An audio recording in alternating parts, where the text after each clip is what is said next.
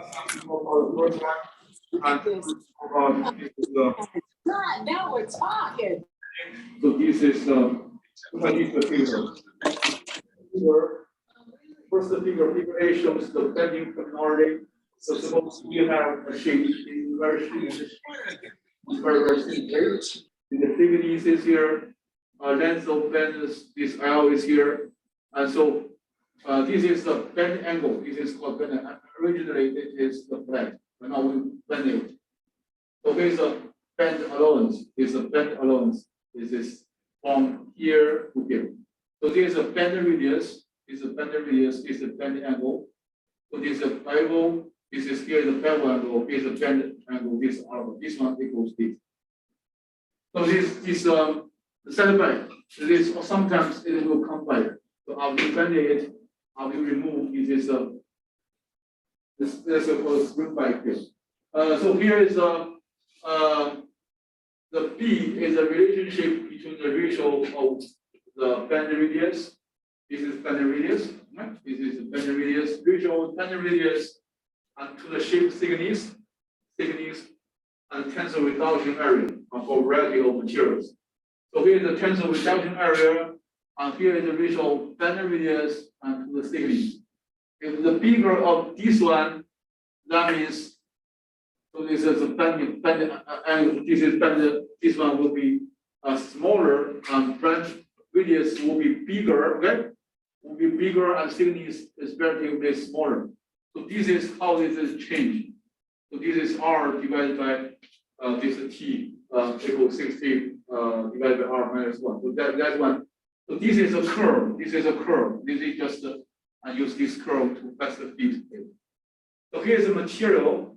So that table shows the minimum bend radii for various material at the room temperature.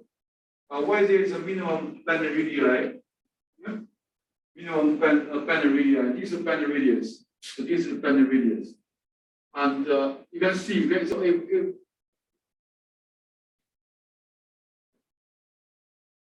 suppose this is the shape, and we want to bend it. If we bend it, so this radius is called, this is the bend radius. For different material, we have different, this is the minimum bend radius. So for soft and harder, so they have this kind of, the thickness, T is the thickness, the T is the thickness of the shape. And they have some value scale. So because here, the titanium alloys, they are bigger. So this is 2.6, and then therefore 4.8. So this is a bending radius. The bending radius, okay. So if this is a sheet, is a flat, before it's bent. So this is the radius is infinity, right? You agree?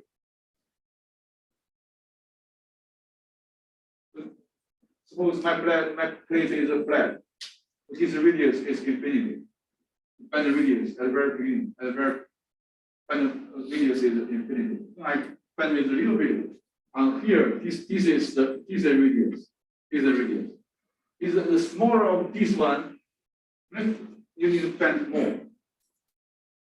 Bend more. This is the minimum bend radius. This is the minimum bend radius for given materials. They are given in the table. So this is the minimum bend radii are denoted using the factor multiplied by the thickness of the material of the shape. So there are factors affecting bendability. Bendability, we have machinability, right? Machinability, can somebody tell me? And when we talk about the machinability, and what are we talking about? So this problem appeared in our midterm. Can somebody tell me? Machinability, if I want to say, oh, what is the machinability of this material? What does that mean? It means the two-wear rate, right? The current temperature, current forces, so the microstructure on the surface. So this is the machinability. We have machinability, the bendability is the ease with which and you can bend this material, bend the sheet metal. So there are factors that are affecting the bendability. So first one is if you increase the tensile reduction of the area, the heating or the application of the hydrostatic pressure. So increasing tensile reduction of the area, he can heat or application of hydrostatic pressure, and then you can just affect the bendability. And second one is applying compressive forces in the plane of the sheet, compressive forces, and to minimize the tensile stresses in the outer fiber of the bend area. So this one can affect the bendability also. The third one is the bend length L. Bend length L increases, resulting in increases of minimum bend radius. So this is the bend length L. The last one is improved edge conditions of the bending sheet. So it depends on how you fix this is the sheet that to be bent. Right? So whether this is a fixed totally or it's just it can slide in some direction. So this under condition actually is the boundary conditions when we model this material, model the bending of this material. So are you guys interested in doing Abaqus modeling of sheet metal bending? Not interested, right? So we can do it. We have done a metal forming, and we can work metal forming. So here is the sheet metal forming, so bending. You can do it using the same procedure. Model it, apply boundary conditions, apply the material, apply the sections, and then bend it, and have a load to see how it deforms. The bending mechanics, so this bending mechanics actually is talk about when you bend something, how the stress swing routine. So bending mechanics, so here's let me ask you a question. So we have two extremes. One is a plane stress, one is plane strain. Can somebody tell me what is the difference between plane stress and plane strain?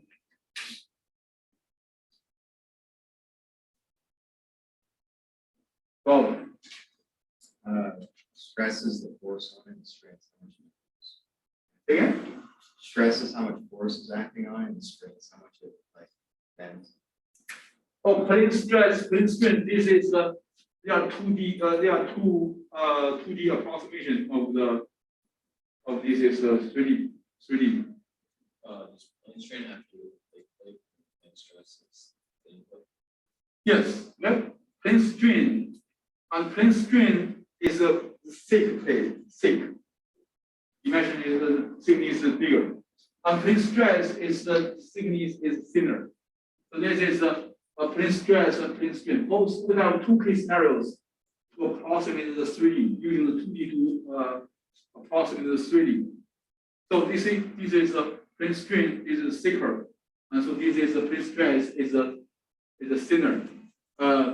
Here the length of bend over thickness, length of bend over thickness. And this one increases. So the bend radii over the thickness, both of them, and they are increasing. The rough and and this is smooth bend. So here, so you can look at this one, okay? So this is rolling condition, rolling direction. When you get this is raw material, is a rolling condition. So here, the effect of elongated inclusions or cracking in the sheets as a function of the direction of bending with respect to the original rolling direction. So all these sheets, usually the sheets are made during the rolling process. That's rolling direction makes sense because there is a residual stress there. And this example shows the importance of orienting parts from the sheet to maximize the bendability. Also the C, this one, and the cracks on outer radius, you can see the cracks here of aluminum strip bend to an angle of 90 degrees. So you can, when you bend it, sometimes you will have crack. You can compare this one with this one in here. Okay? This is rolling condition of the original rolling condition when people made this original workpiece. So when they bend it, they might have some cracks here. Here there is no crack because this is the original rolling condition. Rolling condition introduces this residual stress. And so here this rolling junction matters a lot in terms of the microstructure and the surface finish on the final product of this the product of beam bend. So spring back, as the name suggests, after you finish the bend something, right? Then you remove the load. After you remove the load, and it comes back, recovers a little bit. So suppose this is my, I very beginning say this is my flat. This is flat shape. Then I bend it using some force to bend it. So this shaded area is my final product, the shape of the final product. But before I remove the load, however, after I bend it for some time, and I know it takes time for the plastic deformation to occur. After some time, I just remove the load. After remove the load, so you can see this guy comes back a little bit. So this is the phenomena. It's called the spring back. The name is very, very intuitive. The spring back. So here is this Ri is initial, is a initial radius. So this is Ri. This is the final radius of this bending curvature. So this is the two angles also here. So this is terminology. Know that bending angle has become smaller, and there are situations whereby the angle becomes larger, called negative spring back. Negative spring back is kind of strange, okay, counterintuitive. After you remove the load, it comes back. It depends on the material. It's understandable. Some material, it's very recently, some material they have negative Poisson ratio. Negative Poisson ratio means that the normal Poisson ratio, that means if we have tensile load this way, in this direction it will shrink, right? But the negative Poisson ratio means that if we pull it this way, in this direction it also expands. It's kind of funny. Cellular stuff. The negative. So this is kind of funny. It's very, very hard. It's super.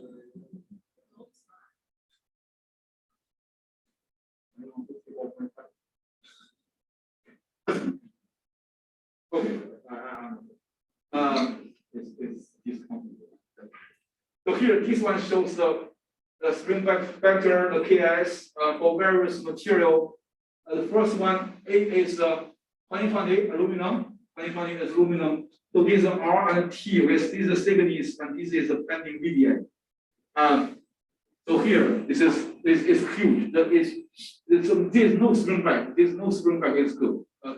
The lower spring back is good. So the B is austenitic stainless steel B, and C is 2024 T aluminum, and the first one is austenitic stainless steel, and the last one is 1 or 2 hard to 2 hard austenitic steel. A factor of Ks equals 1 indicates that there is no spring back. No spring back means that it's better. Maybe you don't need to do any acoustic processing. Otherwise, you need to do something to compensate the spring back. Spring back factor is defined as this is angle, bending angle, A final divided by AI.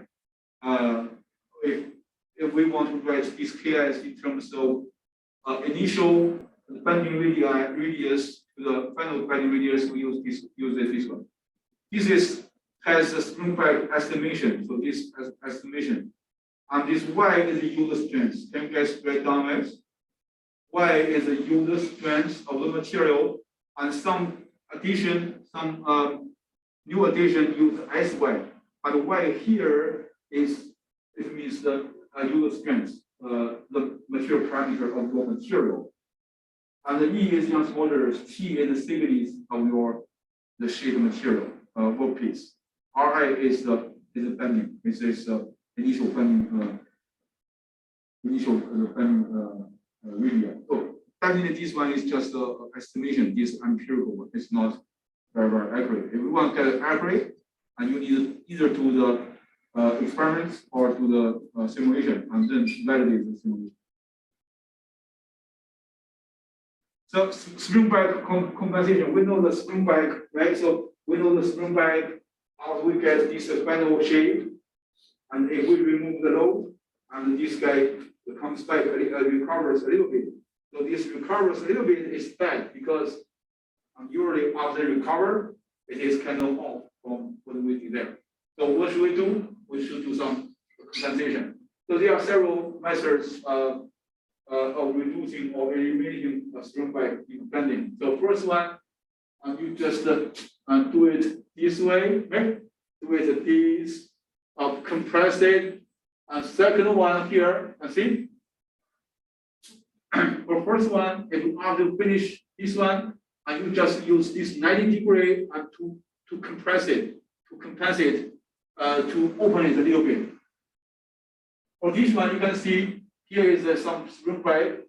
I use 90-degree and to get this is one to remove this bulge and make it flatter. And here is also, and we want to, this is angle and to expand it a little bit. And so here is the same thing. This is a P counter. This is the tool with the block. And here is another block. You compress it. So this is how we also here. So this is 90-degree. We want to have 90-degree here. And we use this kind of device. See here. This is original one. So here is out the bend, and then we want 90-degree. By the way, we have a bending machine downstairs. I don't know whether you have used it or not. Have you used it in the machine shop? Bending machine. Yes. You didn't use it? We use it to make the letter filer. Okay. So Martin helped me to use that one to bend a steel sheet. Because the steel sheet, the steel is very strong. How do you know how smart Martin is? He used this wire to soften the material and then bend it. Martin is very smart. Yeah. The die bending operation is a die. This is die. Okay, we know die punch. So this is our original sheet, and we want to have. So this is the width. We want to have the V-shaped. This is the product, and we just compress it and have this one. Another one is the vacuum die. You can see. So this is also the original shape. This guy contact with this guy and squeeze it and fix it, and then here another this one just going down, and we finally have 90-degree. So here, so here's one equation. This is this equation applies well to situation in which the punch radius and the sheet thickness are small compared with the size of the die opening. Is the die opening. So this is the bending force that is required. The W is the length. So W is the width, L is the length, T is the thickness of your sheet metal, and so this K is includes various factors, and they including friction for different die, V die, vacuum die, V dies, and we have these are V dies, right? So different. These are V dies, and they have different factors. Is a K. This K should be the same as this one. The UTS is ultimate strength. UTS here is ultimate strength of your material. It's sometimes some addition and they write this SUT, but here and they use UTS. Right down here is UTS means the ultimate strength of your material. Ultimate strength of your material. This is a press.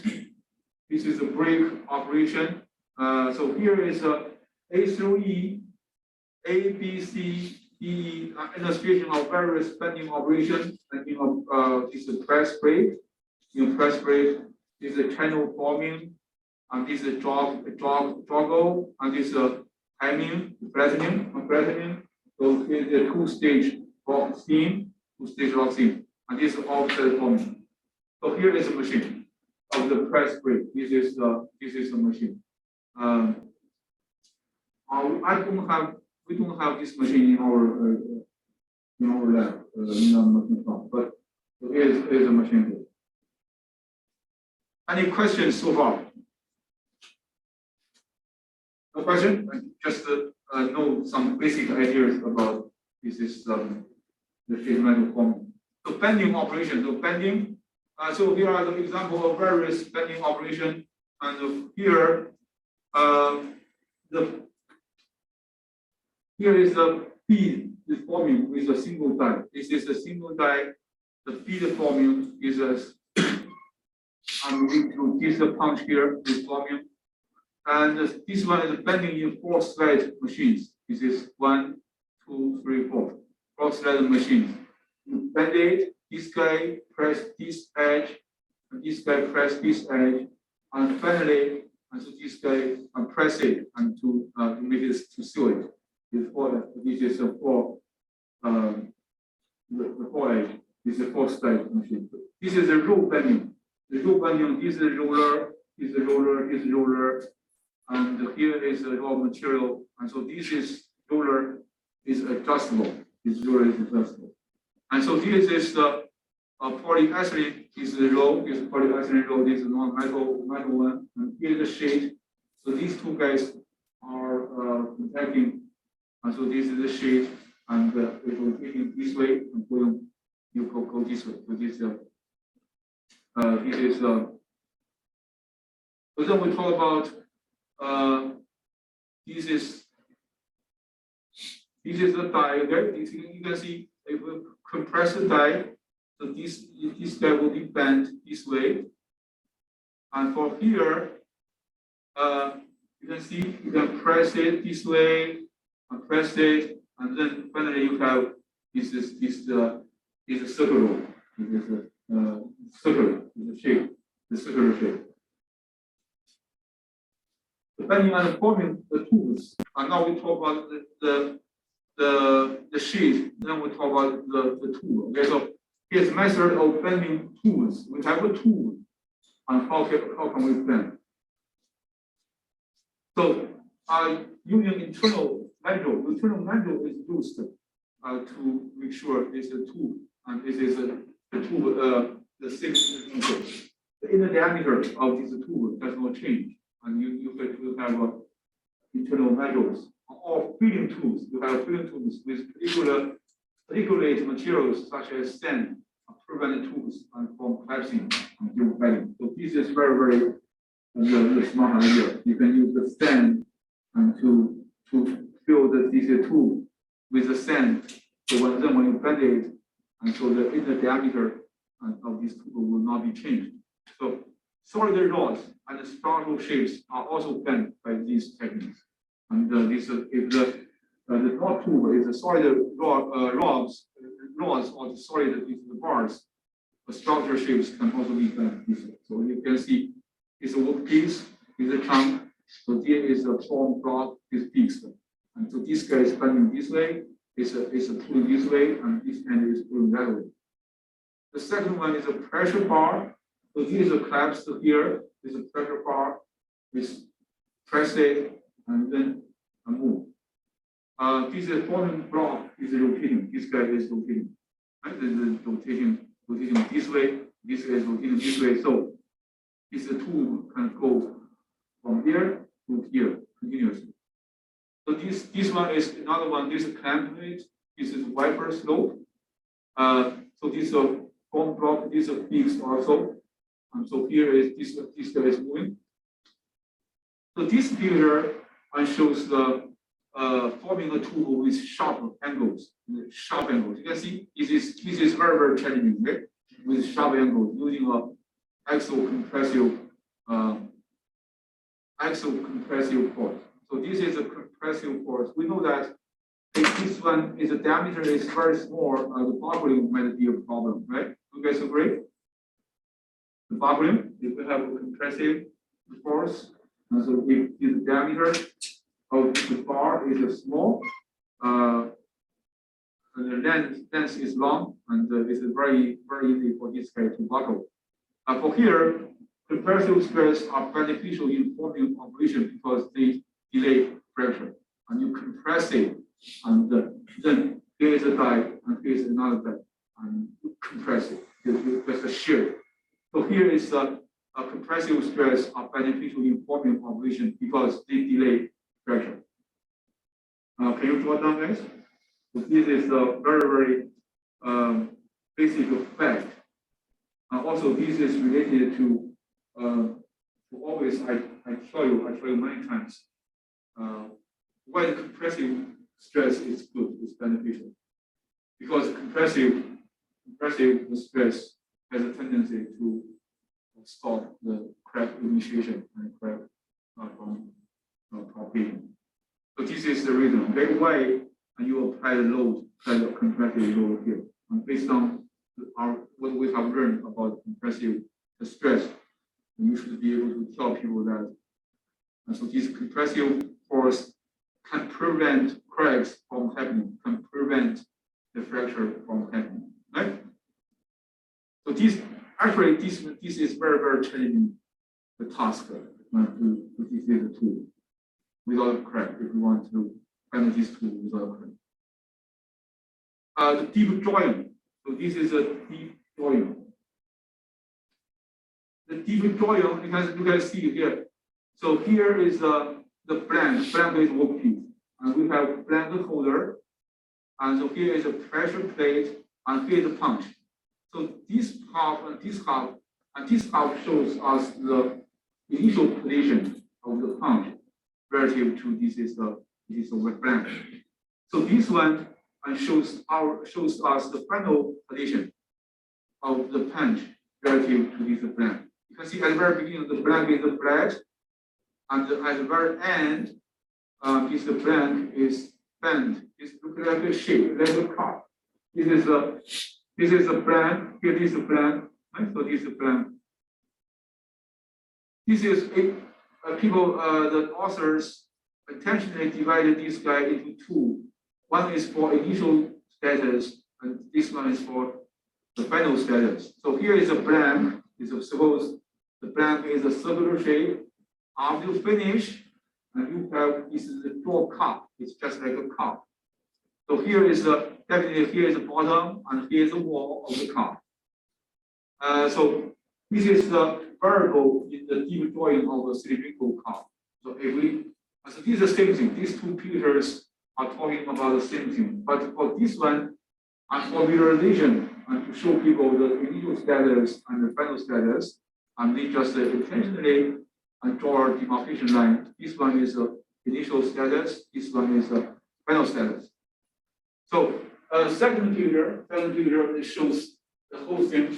And so this is a blank holder, and with a blank holder force, and this punch. After you punch it, and so all this guy will come down, and then you will have this drawn count. This is the cylindrical count. Metal forming. So this is a metal forming. The deformation in flange and the wall. When we do this, okay, so actually this one, we can do this maybe next year. I'm going to ask my students, not you guys, your students to do some bending simulation. This is very fun, right? So I will not ask other students, the newcomer, to do it and fix these two edges, the circular. And for this one, in the 3D and in the abacus, we just use the axis symmetry, and still 2D axis symmetry. You know axis symmetry, right? Axis symmetry. You know axis symmetry. So the cylinder, right? Is a cylinder. Suppose I have a cylinder. Here is a cylinder. So if I want to this is a cylinder, okay? These kind of signings. If I want to use axis, symmetric,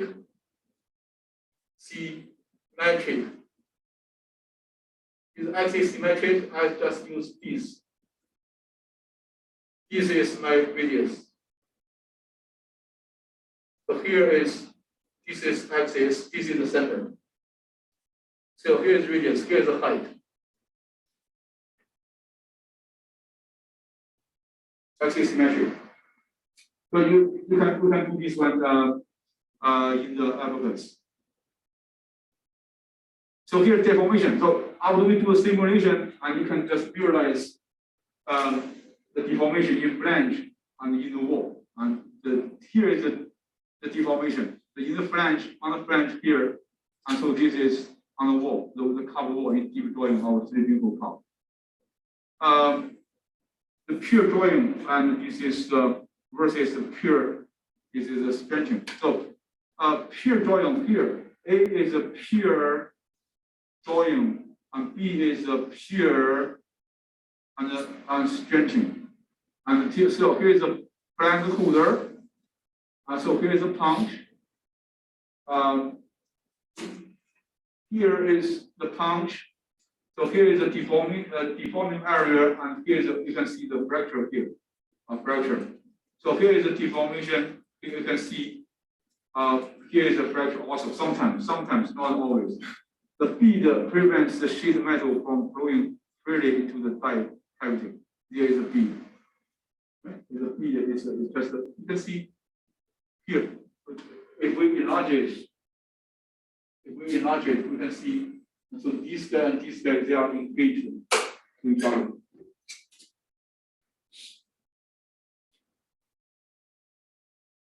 But here, there is no, and you can just compress it, and you punch it, this part goes down. So these three is unsupported wall, and the possibility of wrinkle over shading volume. Here is the force, this is a die. Unsupported wall, this one is not supported. It's going down, going down. We might have is a wrinkle on the sheet on this one. But here is the supported, okay? So it is supported. Okay? This edge, these two cases, they are supported. The significant variables in the drawing, they are what are the most important variables in drawing. So we have definitely the sheet metal material properties. And the ratio of the flange to diameter to the punch diameter. So how big the punch is, and the sheet thickness, and the clearance between the punch and the die, how big it is. So between the punch and the die, the corner radii of the punch and the die. Definitely this is important. The blank holder force, how much force, and you are pulling the blank shape. So it is bigger, the difficult it is. Or to punch it, right? And the speed of the punch, definitely how fast the punch is moving. And last one is the friction at the punch, die and workpiece interface. So this one definitely can be investigated. Here are the properties that will affect performance of this is a deep drawing. How much it influences, and you need to do either do the experiments or and to the abacus modeling. So this is ironing. So ironing process. This is so look at this one. The copper wall is thinner. The copper wall is a die, is a punch. This is my material. The copper wall is thinner than its bottom. So here is thinner than the bottom.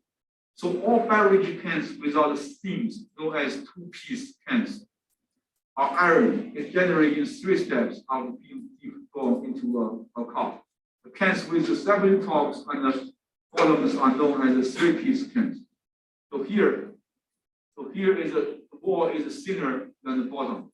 Why? Because here, right, you just punch it down, but here it is experiencing the more the large deformation here. So that is a thin. This is called iron. So this is phenomenon is called iron. when we talk about this is the normal anisotropy. So more normal anisotropy. This is the shade. This is shade, and for some reason, we punch this part off from this original shape. And this normal anisotropy R is determined in terms of width and thickness of the string in the tensile test specimen cut from the ruler shape.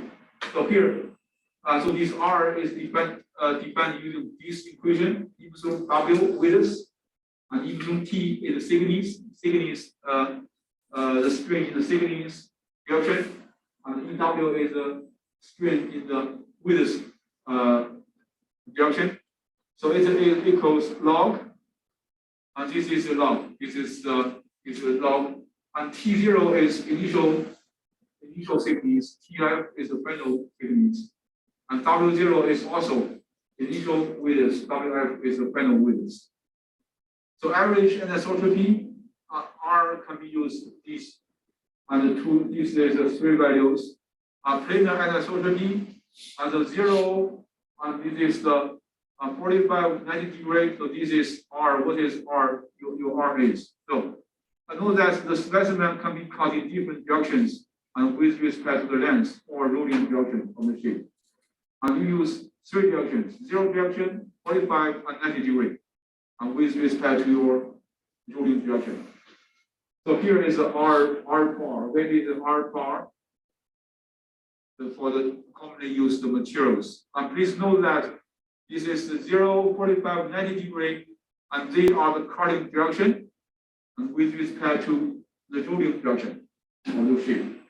Rolling direction, the sheet, when you buy the sheet, you always see for manufacturers, and they will give you what in which direction is the rolling direction. Right? Because rolling direction determines the macrosculpture. This is the grain orientation. This is very, very important. So these use three equations to denote this is the anisotropy. It's a normal anisotropy, an average anisotropy, and it is a planar anisotropy. So anisotropy and effects. Anisotropy means that it is opposite to isotropic. Isotropic means that for each direction, the material parameters are the same. But anisotropy is opposite, means that in each direction, in all directions, the material properties are different. So here is ASTM grid number. This is grid number. Effect of grain size, actually this is grain size on average normal anisotropy for various low carbon steel. So grain size, grid number means that grain size, okay, this is grain size is 4, grain size 12. The bigger, the finer. If the grain size is bigger, that means the coarse, the grain. Grain size is smaller is the fine grain. Fine grain usually have bigger strength. So these are average normal anisotropy. So here is the three equations for this interstitial free, aluminum. This is the two. Here is the ring. So these are three different presented. This one shows the impact of average normal anisotropy, average strain ratio R on the limiting and the joint ratio LDR, and the joint ratio LDR for the variety of sheet metals. So this is the average normal anisotropy, and this is the limited joint ratio. Here is a typical urine in the jaw, screw cup, laser cup, caused by the planar anisotropy of the sheet metal.